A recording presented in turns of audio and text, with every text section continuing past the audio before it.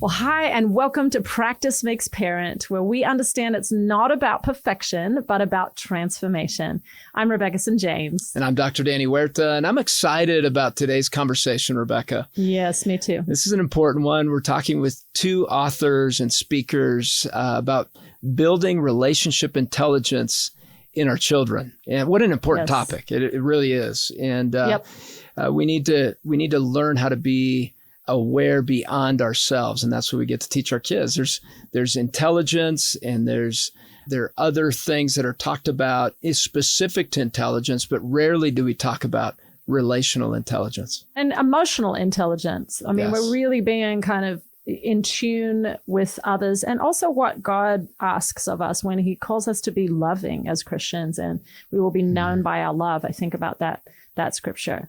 But I think, and it's about modeling it as well. Are we ourselves being kind in the way that we treat people? Are we being considerate? Are we trying to put others ahead of ourselves? I think that's important.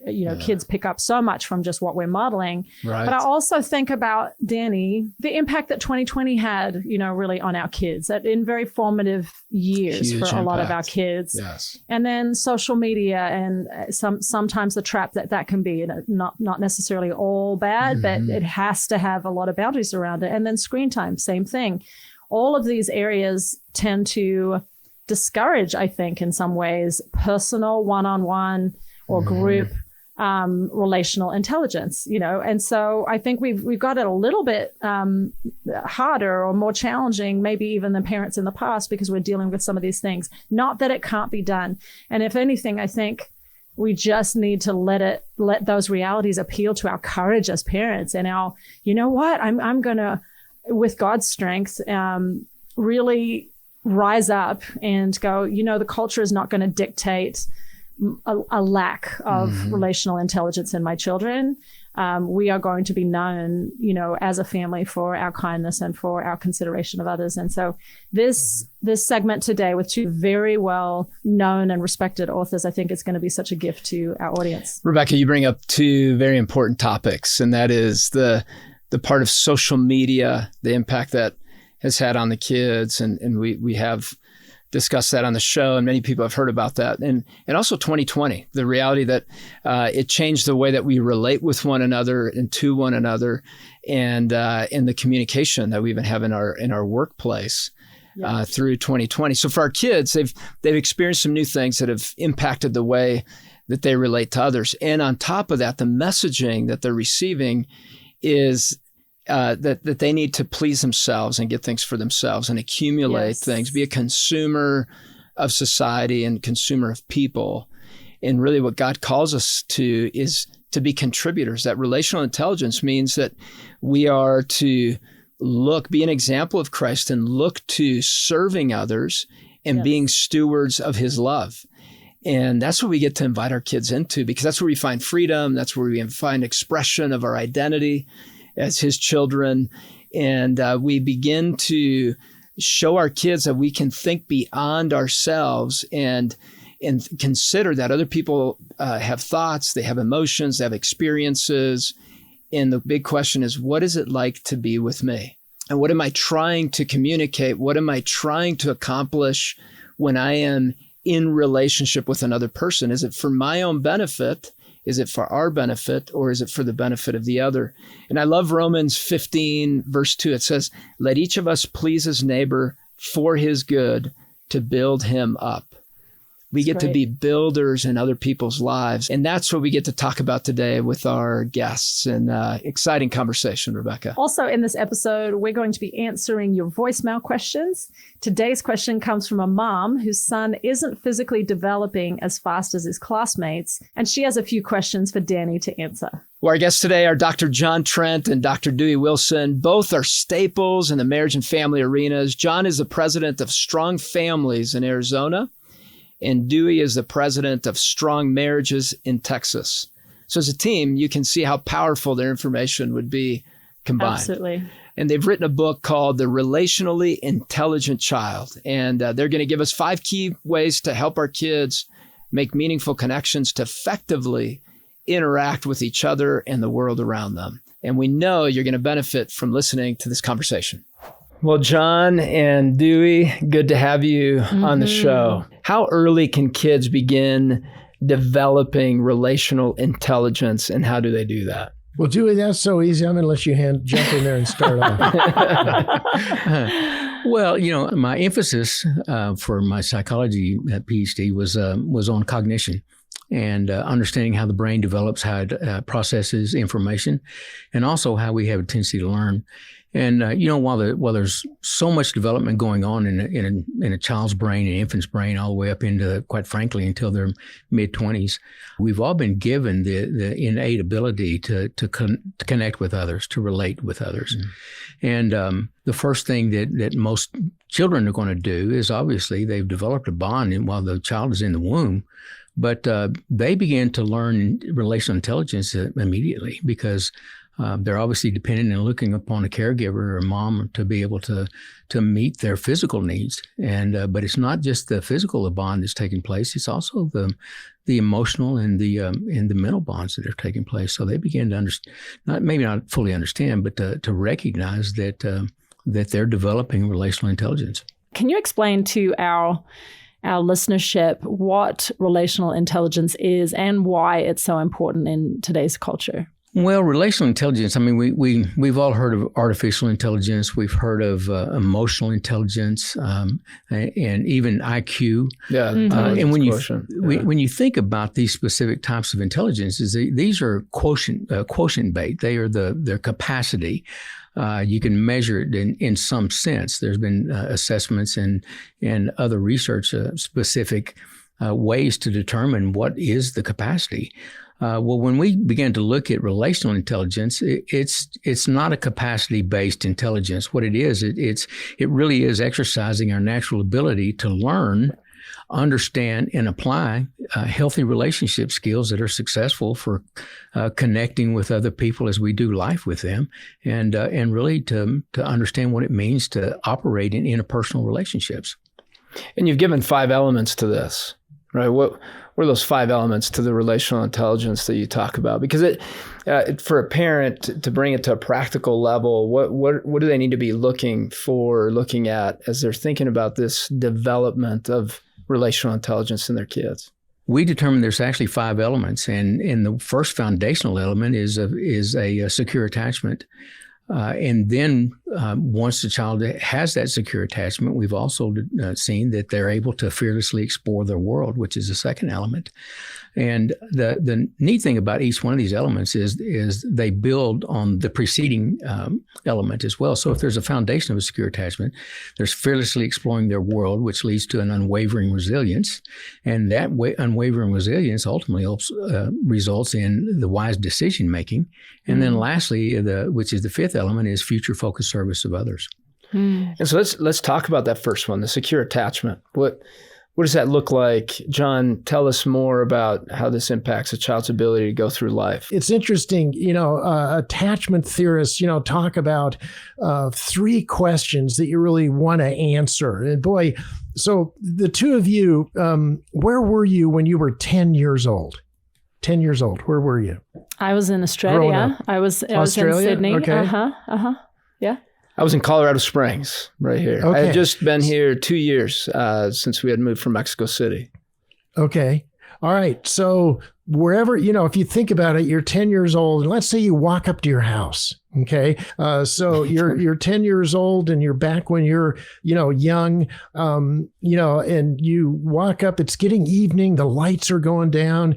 And so it's bright inside. There's all these lights, and you look in, and guess what? Everybody significant in your life story is in there. You're looking through this window of where you live.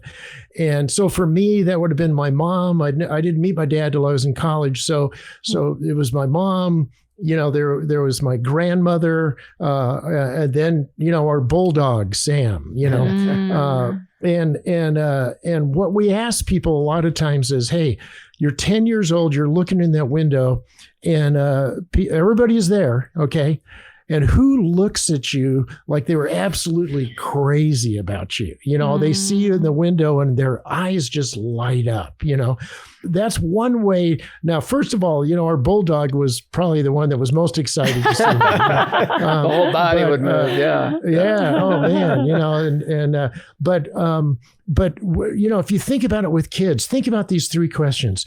When I reach out, will you reach back? Okay. So you got a little 2-year-old or a 4-year-old or a 10-year-old. And man, when they reach out now physically, but also, emotionally, we had that thing where, how your kids play together until somebody gets hurt. Yeah. Do you know what I'm saying? And little May, the 2-year-old, had a metal, I don't know how she got this cup, but it was a metal cup. We stayed with plastic after that. And she does a roundhouse. She didn't see her sister. Does a roundhouse move, hits her sister. There goes the goose egg, tears, and man, when a kid's hurt, they reach out. Yes. Okay. Well, was there somebody there to reach back? Okay. So that's the first one. The second one is am I enough? So many of us grow up and man, we have to earn our blessing. There's that sense in which, well, I don't know if I'm really, boy, if I just do this, my older brother, I think of him, God bless him. And my, mom was working. My grandmother was there. She hated my older brother because he looked just like my dad, and she didn't like my dad. And so Joe tried and tried and tried and tried to gain acceptance, from her, and it's like, no matter what I do, it was never enough. And so there's this sense in which, boy, that's a huge thing. And then the last one real quick is, well, when times get tough, are you going to hang in there with me? And that's where my twin brother and I struggled to a degree, because, my mom was wonderful, awesome, tremendous, great at blessing, encouraging us, building those bonds. Okay. But then she was a rheumatoid arthritic and was terribly debilitated. And she would leave for about a year to have surgery, come back, go for another year, come back. And kind of what we were learning was, okay, Dad's never there. Okay. We hadn't met him. Mom's there. When she's there, she's there, but she's only there every other year, kind of a deal growing up. So you develop, anxious attachment. That was my older brother, man, just anxious, that sense of please don't go away. When you're trying to earn something. You just, can I really relax, or there's that avoidant attachment for us. I want to know I'm attached, and boy, I'm so grateful for, but then they're going to leave, and they do, and so you're just, oh my gosh. But at that secure attachment, Dewey, that's where, man, and nobody's perfect. Everybody's, struggles, all of us are broken, all of that kind of stuff. None of us had the world's best parents, but man, I am so grateful that I did have, at least to my mom, that picture of secure attachment. That's just huge. Yeah. And what I'm noticing here, you're talking about the fearless exploration. What is being shaped here is the perception that the child has about the world. Can I trust the world I'm in? Can I trust the relationships that I have so that I can explore with confidence and with trust in an environment where I can learn things? And this idea that there's a security, that we are forming a secure base. That's the initial foundation, with the second one being this fearless exploration you're talking about. How do we help our children explore, even though they have pain, or even though there's failure, even though there are moments that are difficult for a child? Why is that secure attachment so important for this second step? Well, I'll jump in, and we've been talking about younger kids and attachment, but it really goes through our whole life. Okay, we're created for connection, and so I grew up. Again, I was the one in our family that was kind of the mess, and so I'd been asked to leave grade school at one point. That wasn't great. And then high school, I'm a mess and I'm angry. And I tricked my twin brother, well, not trick him. I talked him into going out and doing something dumb with me. And so the police bring us home. It's 3 a.m. Wow. That's not a good thing. But now back then, today they'd take you to, they would have just, taken you to the station. Back then they'd take you home, knock on the door, wake up your parents or whoever is there and, and yell at you at the door, which is what they did with my mom, who was a rheumatoid. Remember, she's coming, staggers down the hall, stands there, and if this happens again, they were hauling him in. And I remember we're sitting down at the table. Okay. Now you're thinking, what does this have to do with fearless exploration? So the thing is, when you've got a secure base, okay, and then you go out and you explore the world. Now, hopefully you're going to do that in a safe, healthy way. Okay. In this case, it was a really stupid way. Okay. And we get drugged home. And I remember sitting there at the table, and my twin brother's a scientist. He could drive for 10 hours with you, not say one word, and be totally happy. Okay. I could, after 3 to 4 minutes, the tension's so high. My mom, we sit down at the table, the police have left. Here's my, twin brother and me and my mom. And I'll never forget, after about 3 minutes of her not saying anything, which was way worse than her yelling at us or something. Yeah. And I said, well, Mom, I guess this means you don't love us anymore. And her head shot up. She had these beautiful gunmetal blue, unique blue eyes. And she, says, this has nothing to do with love. I will always love you. Wow. But I am tremendously disappointed in you. So I knew right then, okay, number one, I'm grounded.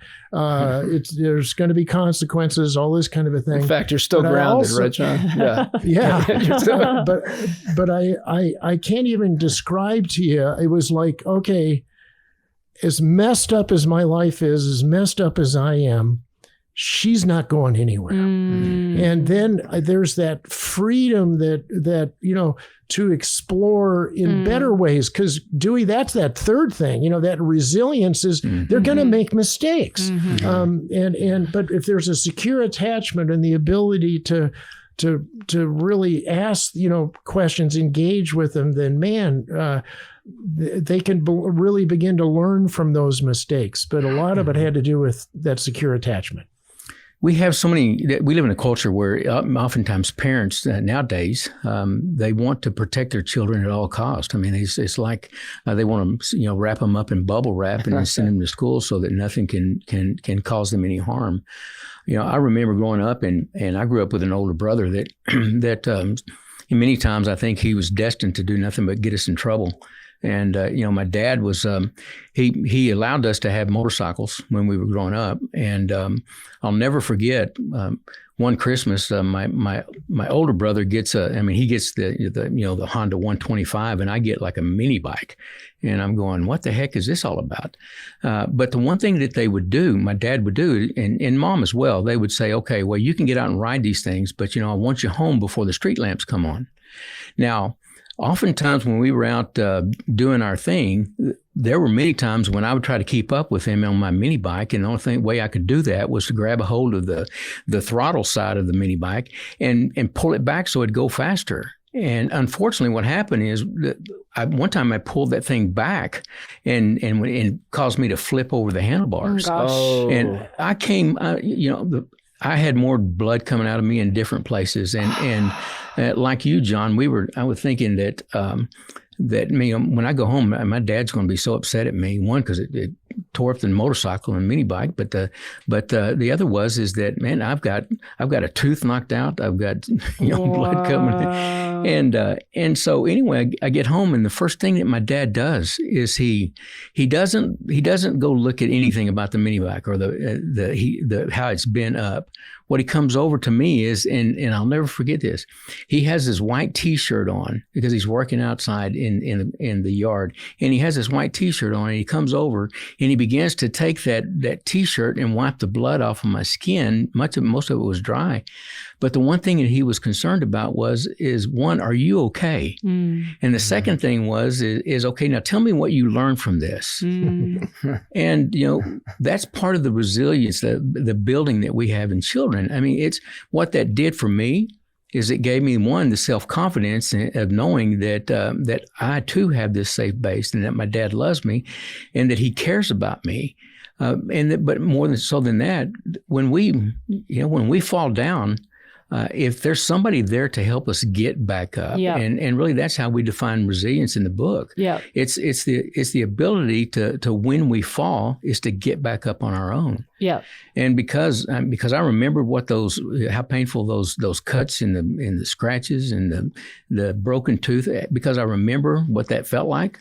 Then that gave me more confidence in the future that I knew that was not something I wanted to do again. And so, as parents, we have to remember that it's good sometimes for our children to experience things that are difficult. What I hear you saying, both of you in your stories, is a message really about grace. Like, I just feel like both of you had these experiences young in life where your parents had a choice of how they were going to handle this conflict, and both of them spoke the grace of God to you and how much they loved you in those moments. What are the characteristics of a resilient child as they grow older? I'd love to hear that, because how do we notice it? How do we see it? How do we foster it? Yeah. Well, and boy, I'll jump in, and Dewey's got some great thoughts as well. But Danny, let me bother you real quick. I mean, because your experience coming to the U.S., I mean, that's talk about the need for resilience is, you've got to reassimilate all this stuff.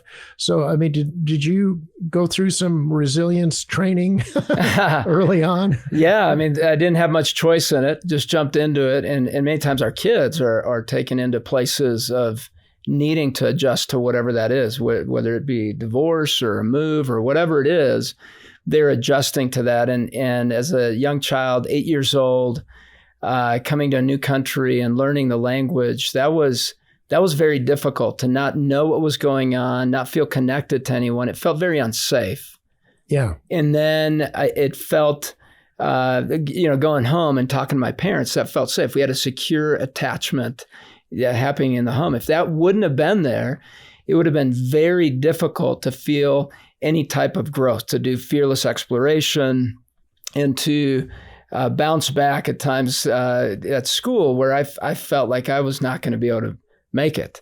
Yeah. I remember the teacher coming by the desk and asking some questions, and I just smiled and kept drawing on my paper. And she went to my mom and said, "I think your son is a deaf mute. You may have to send him to a new school." Oh, no. And she started laughing. She goes, "No, he's just learning English.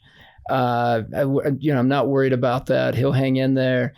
And I had developed warts all over my fingers because of all the anxiety that I was feeling adjusting to a new culture. I think what really helped were the conversations at home, being able to play with my siblings and still have that connection with them. And then the job that my mom and dad decided to have us do. And that was, I got a paper route and started delivering newspapers. And it wasn't fun to get up in the morning or to do it after school, but it created something that I knew I had control over in a time where it felt out of control. And so I think we need to keep that in mind with our children that need to learn resilience. Is what is it with what is within your control that you can step towards, and what are the things that you can't control that you can talk to your parents with, or anybody you're securely attached with, to just talk through the emotions that you're feeling at that time. And kids having the opportunity to try things, to fail, but also have the hugs, that makes a huge difference in whether or not you're willing to bounce back and try it again. And it's so important to reason with our children, and to ask the questions that and explore what is it. Okay, so I understand you're afraid. I understand that you're concerned that something might happen. But I think also, Danny, to your point, is when we can sit down and ask them, what things can you do that you know to do to help you move beyond the anxiety or help you deal with the situation at hand. Our 10-year-old granddaughter, we're a scuba diving family. And she always said when she got to be 10 years old, which is the acceptable age to get certified, that she wanted to get certified. And, so she got the gear and the tanks and everything to go diving. But it's that there's just something about getting into that water for the first time, and with the thought of I'm going to use this thing that's in my mouth and that's the only thing I'm going to have to breathe, and so all of these the skepticism of diving and why it doesn't make sense that an individual is supposed to do it starts taking over, and one thing we taught her is that in a situation like this. Where that you have been taught the skills, that what each one of the pieces of equipment do, then we have to process through our thoughts. What is it that I do know? What is it that I can trust? Who is here to help me get through these emotions, and then encourage them to, when they're ready, to take that step to do what they really are going to love to do. And so, because her situation could have changed. I mean, that first time she went diving, we got down to about 25 feet, and I looked over at her, and I could tell by the look in her eyes that she was scared. And so at that point in time, I looked at her and I said, "Well, let's just go back up," and we did. We just went right back up, and she was able to realize that, okay, one, I can breathe just fine below here, but having somebody that she could trust and somebody that she could know that was being patient and being kind in the way that we talk, and then helping them just find some calmness and some peace in the challenge. And so, but after we did that, the second dive turned out a lot better, just simply because she was able to process through it all. Yeah.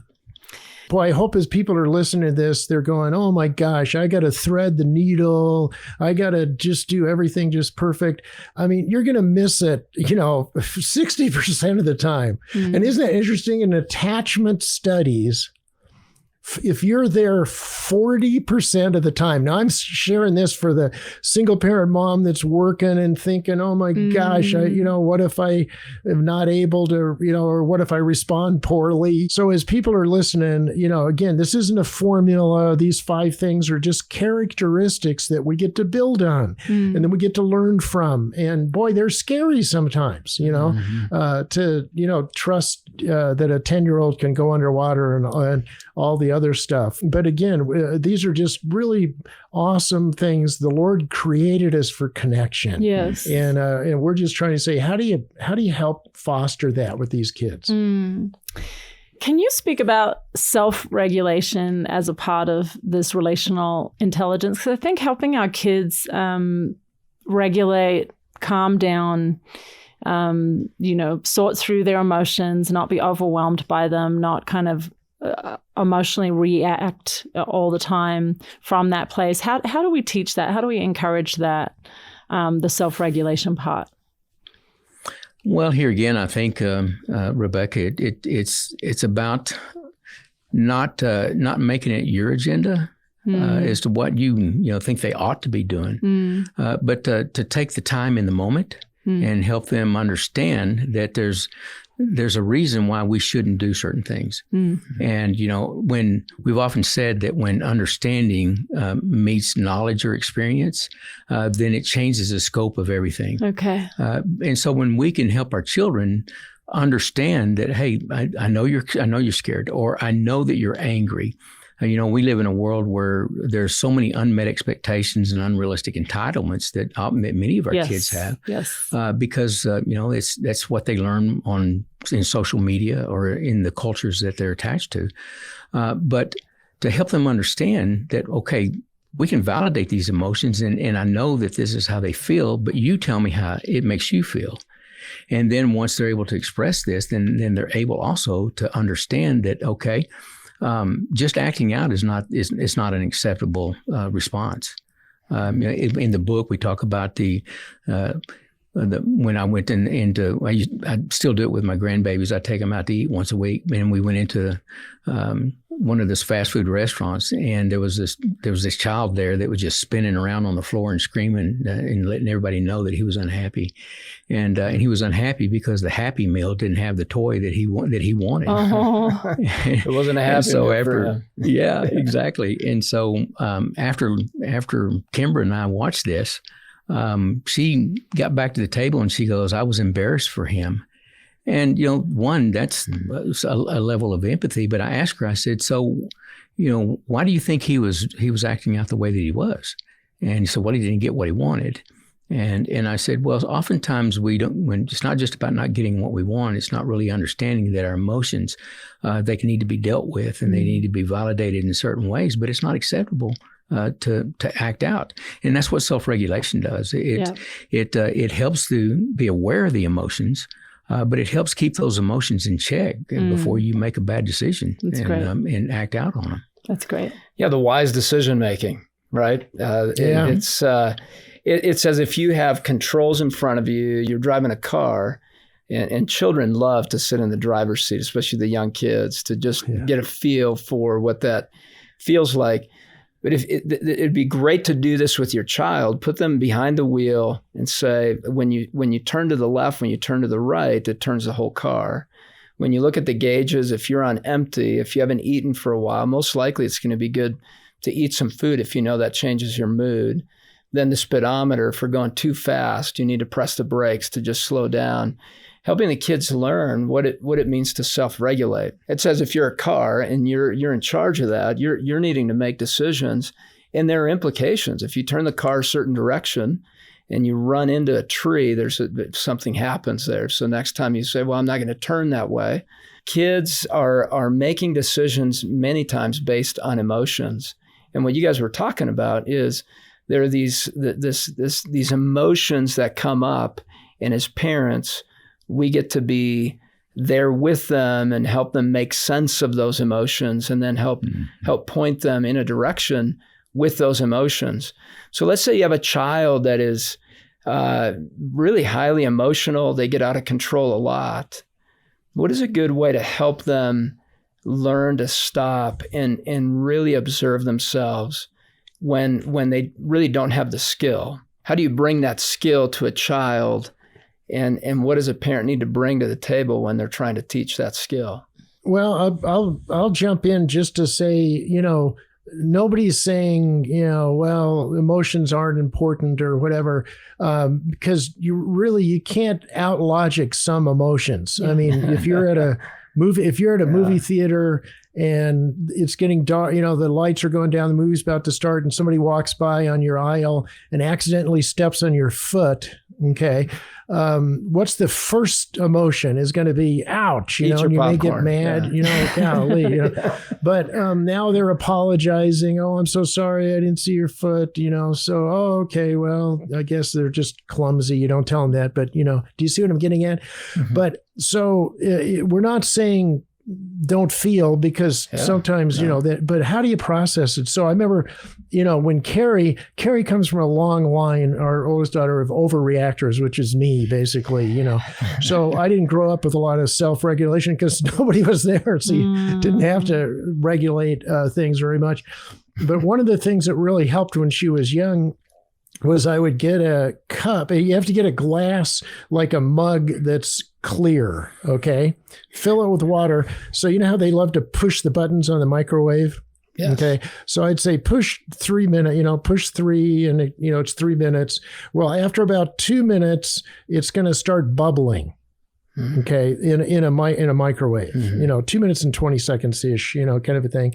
And I'd say, do you see that? All right, now go over there and push pause. When you push pause in a microwave, the bubbles stop. I go, well, now push start again, and there's the bubbles, push stop. Say, well, you know what? When you get all those bubbles going up inside, then how you get all upset, it's okay to have bubbles, but now that's called a word picture. Gary Smalley and I did a whole book on word pictures, because kids, if you can help them see it sometimes, then it helps them, type of a deal. Yeah. Kind of like what you were doing, Danny, with the car. I think those are really powerful ways of helping somebody realize, well, maybe I do have some say in those emotions. It's okay to have them, but how can I regulate them? It's so good. You have so much fantastic truth in the Relationally Intelligent Child, 5 keys to helping your kids connect well with others. What are ways that parents can help their children with the 5th element of relational intelligence, being future-focused, service-minded individuals? I love this. I love that this is the landing place of what we're wanting for our kids. It's easy for our kids to be so entitled and so, I'm owed this by society or my family or others. Whereas what we're trying to get them to is these balanced Christian young people that understand that the purpose of life is really about giving up our lives foremost to Jesus and then to others in practical ways. And so can you speak to that, how we can foster that and encourage that in our family life? Well, I can jump in and make a couple of comments. The scripture, to your point, says that we're to hold others in higher esteem, that each one of us have a gift. We're told in Peter that each one of us have a gift, and we're to minister to one another as good stewards of the manifold grace of God. And it includes our children.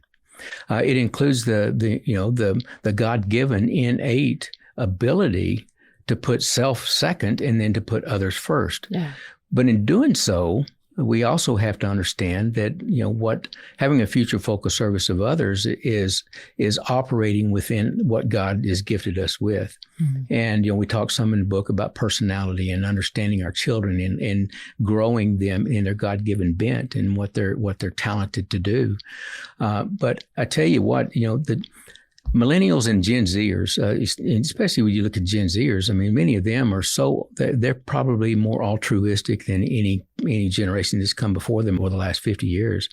And what they need to do is they need to be channeled in how they serve other people. And that's why it's important that they operate within the giftedness and the talents that God's given them. But Rebecca, I look at I counsel quite a few moms and dads, but I also look at their children. And man, I'm telling you what, the ones that understand that have been given the secure attachment, it's just fun to watch them and how they're seeing their children be a part of something bigger than themselves. Good. And when they understand that is in line with who God created them, it's just fun to watch. It's beautiful. John, you've talked to us. You're well known for the lion, the otter, the golden retriever, and the beaver. Here at Focus on the Family, we use some other terms for those as well. We use the talker, the thinker, the leader, the peacemaker, and with the animals, I've seen you do is tap into our imagination with the children's book that you've brought in. I've heard kids begin to identify with those and embody some of the characteristics of certain animals. And so when we're thinking about just relationships and as we're building relational intelligence, how do we do that with so many different personalities within our home? So let's say you have the lion personality. What does it look like with that lion temperament? And what does it look like with the beaver temperament that is more of a structured one and more black and white? And then the otter that's playful and the golden retriever that brings that peacefulness. Well, one thing that jumps out at me, we have a friend who wrote a book. You know how some books, you just want to buy it because of the title, that the title alone just helps you, And anyway, she wrote a book and it's called Parent the Child You Have, Not the Child You Were. Wow. And I think what a lot of us do is we look at our kids and we think, well, they're going to react the way I did. So I'm bringing the hammer down on that lion because wait a minute, we're to, live with each other in an understanding way, not frustrated. But so I think, part of it is becoming that student of who they are. And boy, if you're let's say there's 2 golden retriever parents out there. They're sensitive, caring, compassionate. They're gonna have a lion kid, and the two of them. You know what I mean? The two of them are after church going, well, where do you want to go to eat? No, where do you want to go to eat? And the kids, in the back goes, we're going to spaghetti, get the car moving. And they just take over, So there's that sense in which, we're 1 Corinthians, God places us, 1 Corinthians 12:18, right in the body, right where we need to be. And that's true, I think, in our homes as well. So again, we had the whole zoo. My mom was a lion. What single parent mom isn't a lion, at least to a degree? You know what I mean? And then my older brother was a golden retriever, and my twin brother's a scientist. He's the beaver. And I just wanted to goof around. And so, the otter thing, my mom would go out with me to do something. She would sit down with Joe and right next to him, and they would talk and read books and, stuff. With Jeff, she would do a puzzle with him. Or now it would be Legos, 6,000 piece castle, or something. But she would do, we didn't have those back then, but puzzles were really big. So what my mom kind of modeled for me was, oh my goodness, Joe wants to just sit and talk. Jeff wants to take something apart. John wants to go goof around. And I think it's that willingness to say, boy, I'm gonna, Lord, help me to parent the kid you've given me. Yeah. Not just the one that I think they're going to be. That's so good. That's so helpful. Thank you so much, John. We have so much respect for both of you and all the wisdom and all the research and all that you poured into this book. And we're just really, really thankful that you gave of your time to us today and your wisdom to the listeners of this podcast. So thank you very much for the gold that you've given us today. Yes. Thank you both. Hey, it's an honor. Thanks. Yeah, thank you for letting us be a part of this.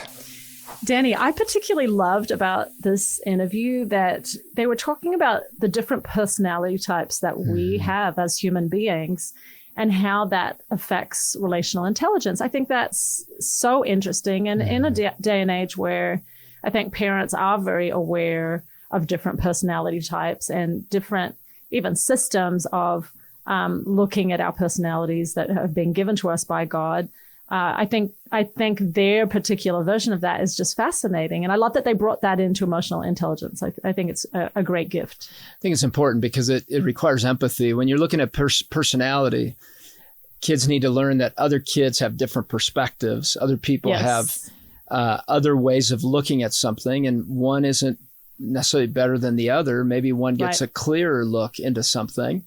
And it's about these different opinions, different ways of processing things. It actually reminds me of a scripture, Rebecca, and it's Proverbs 18, verse 2. It actually reminds me of that. And it says this in that one. It says, a fool takes no pleasure in understanding, but only in expressing his own opinion. Wow. And this one is really about teaching our kids to try to understand first when they're in a relationship with somebody else, that it's not just about the way I see it. And that's really, when you look at the core research that they were talking about around this book, it was about being aware of the other human being that's in front of you and their importance, their preciousness, and showing them respect, showing them care, showing love, listening first, and also taking time to understand where they're coming from and having patience and grace towards them. And it's all about training. It's not the kids automatically have that. And there's certain personalities that have a harder time with this, being relational.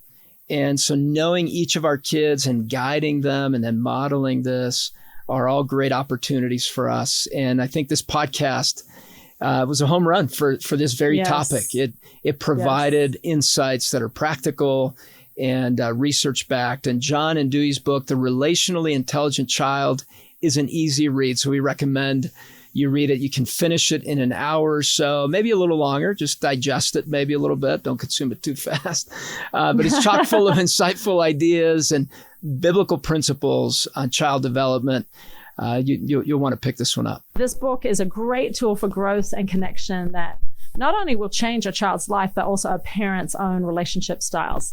If you'd like to get a copy of The Relationally Intelligent Child, we'll send it to you for a gift of any amount. And after you get the book, we hope that you'll email us or leave us a voicemail. Let us know how it changed your perspectives as an adult and how it helped your kids. Know that we love to hear from you and interact with you. So email us. Absolutely. And we'll put some links in the show notes for you so you can connect with us. Well, it's Q&A time on Practice Makes Parent. We love this part. This week's question comes from Sally, who left us a voicemail. Hi, Danny and Rebecca. I'm a single mom raising a son, and he's at the age where he's developing physically. He's growing up, but not at the pace that the other boys in his grade are developing, and his body image is super important to him. I keep telling him that by this time next year, he'll have muscles and bulk that he wants, but he keeps asking me to buy him these protein powders and muscle-building supplements, and I'm thinking, is this even healthy for a teenager? And when should I start to become concerned that he's having body image issues? I think he looks perfectly normal for a young man his age, but he's just not satisfied. Well, it's all with the wisdom of the Holy Spirit, right, Rebecca? Yes, I mean, that's really, absolutely. we get to step into our calling, and man, what a privilege it is to be invited into this conversation on these questions, and being able to do our best to answer them. Yes. And as I'm thinking about this particular young man, there's a reason why body image is very important to him. Part of that is it's normal to have some, around this age developmentally, to have some body image wrestling matches. But here she said it's very important to him.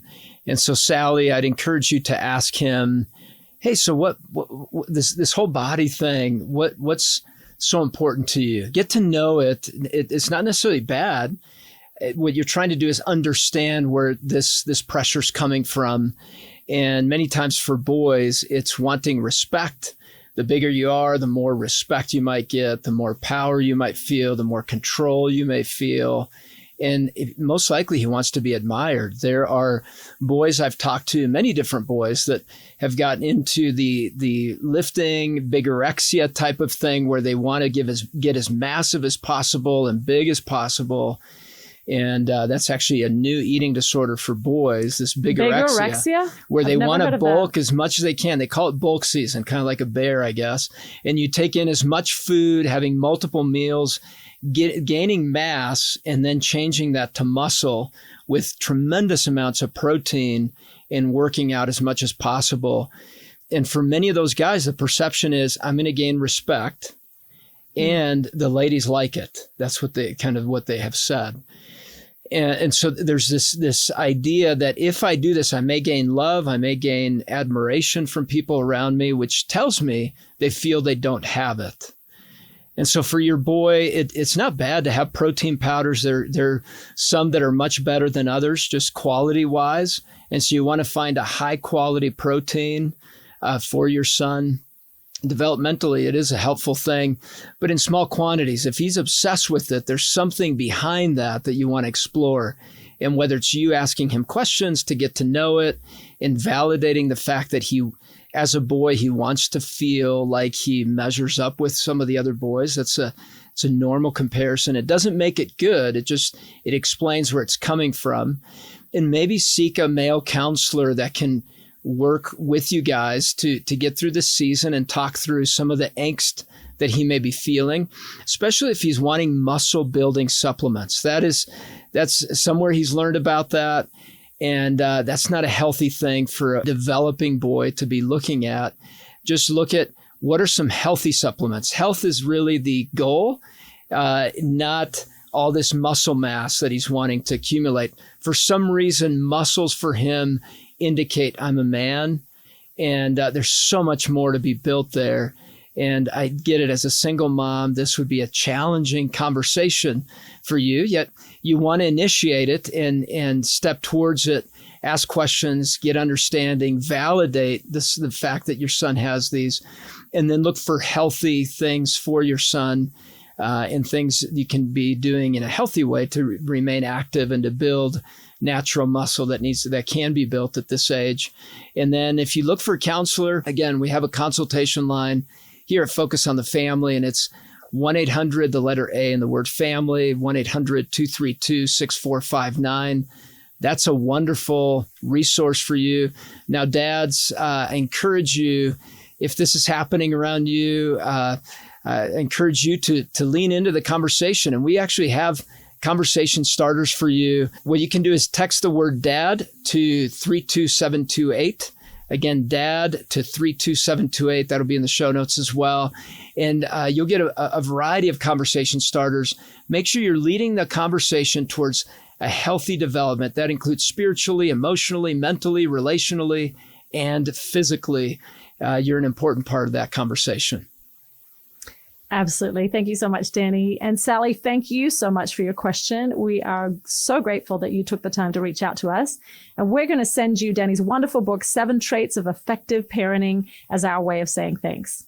And if you have a question, make sure you click on the show notes and ask us. If you want to remain anonymous, that's totally cool. You can do that too. Just click the link in the show notes and let us hear from you. We hope you're telling your friends and family about Practice Makes Parent.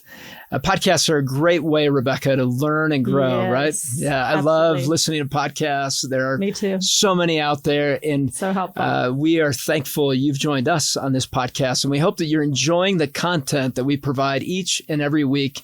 We just want to serve you well. Yes. And next time we'll be hearing from Heather McFadden about the importance of connecting with other moms. And she has some wonderful encouragement for women in general. So we'll talk to you again soon. I'm Dr. Danny Huerta. And I'm Rebecca St. James. Join us next time for more tips for transforming your parenting on Practice Makes Parent.